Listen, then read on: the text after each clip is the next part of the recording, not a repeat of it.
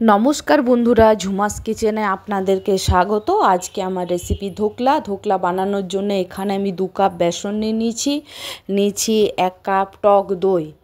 এবার একটা বড় বাটির মধ্যে 2 কাপ বেসন প্রথমে ঢেলে নেব, তারপর টক দইটা ঢেলে নেব।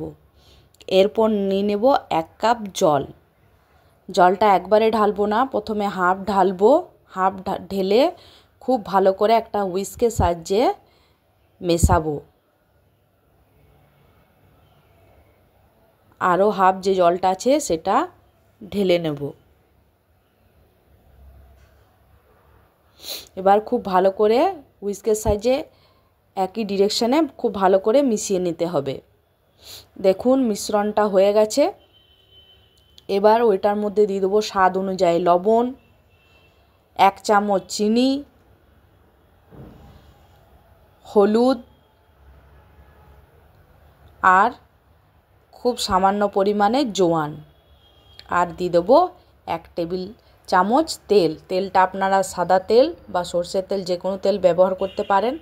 এবার একটা কড়াইয়ে জল বসিয়ে দেব আর একটা স্ট্যান্ড দিয়ে দেব। মিশ্রণটাকে 5 মিনিটের জন্য রেস্টে রেখে দিয়েছিলাম। এবার একটা টিফিনে একটু তেল দিয়ে খুব ভালো করে ছড়িয়ে নেব বেকিং পাউডার, বেকিং সোডা। 1 চামচ নেব বেকিং পাউডার, 1 চামচের 4 ভাগের 1 ভাগ নেব বেকিং সোডা, আর নেব হাফ লেবু। লেবুটা দিয়ে খুব ভালো করে আবার মিশিয়ে নেব।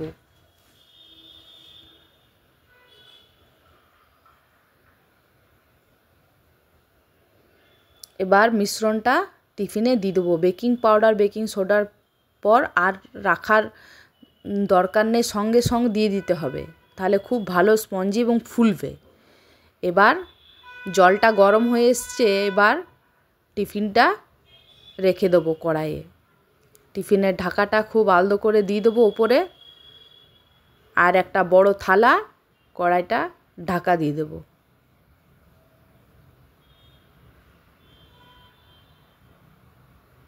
কুড়ি মিনিট পর দেখব।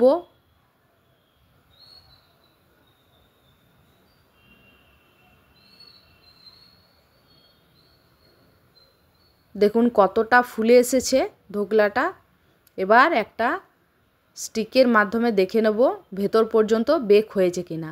স্টিকটা খুব ভালো করে পরিষ্কার হয়ে বেরিয়ে এসছে, তার মানে বেক হয়ে গেছে। এবার কিছুক্ষণের জন্য ঠান্ডা হতে রেখে দেব। একটা প্যান বসিয়ে নেব, 1 টেবিল চামচ সরষের তেল, কালো সরষে, কাঁচা লঙ্কা, কারি পাতা আর একটু নারকেল কোরানো। এবার দিয়ে দেবো সরষে, কাঁচা লঙ্কা আর কারি পাতা দিয়ে ভালো করে সাঁতলে নেব।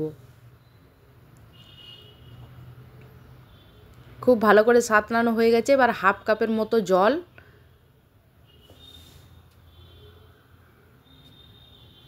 আর 2 টেবিল চামচ চিনি দিয়ে দেব।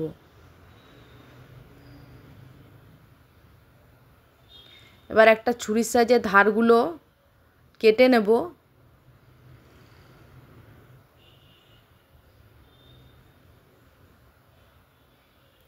নিয়ে ধোকলাটা একটা প্লেটের মধ্যে ঢেলে নেব। দেখুন কতটা সুন্দরভাবে বেরিয়ে এসছে। এবার যে তড়কাটা বানালাম সেটা ধোকলার উপরে দিয়ে দেবো। বেশ হালকা গরম থাকতে থাকতে দিতে হবে, তাহলে ধোকলাটা বেশ ভালো করে ভেতর পর্যন্ত অ্যাবজর্ব করে নেবে। এবারে গ্রেট করা কোকোনাটটা দিয়ে খুব ভালো করে উপরটাতে সাজিয়ে নেব। আপনারা এবার ছুরির সাইজে কেটে নেবেন, যেরকম শেপ চান সেই রকম কেটে নিতে পারেন। বরফি আকৃতি চান তো বরফি আকৃতি কাটতে পারেন। আমি এখানে চৌকো করে কেটেছি। দেখুন ধোকলাটা কতটা স্পঞ্জি হয়েছে।